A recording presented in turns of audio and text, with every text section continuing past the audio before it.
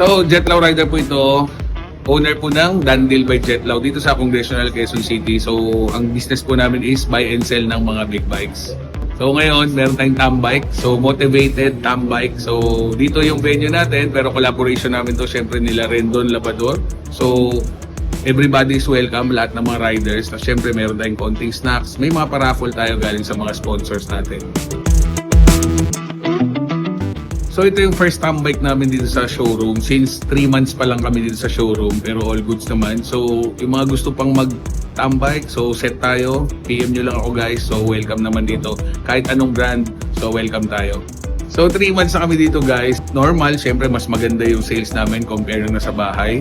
Plus, ang nakakatuwa dyan guys, yung mga rider na gusto magpunta dito at gusto lang masakyan yung bike, pwede nila sakyan compare syempre nung sa bahay kami, medyo mas mahirap mamili. Dito pwede kayo mag-walk-in, pili kayo, tingin kayo ng bike. So lahat naman welcome everyday. Open kami syempre 11 AM hanggang 8 PM, Tuesday hanggang Sunday. So Monday lang kami sarado.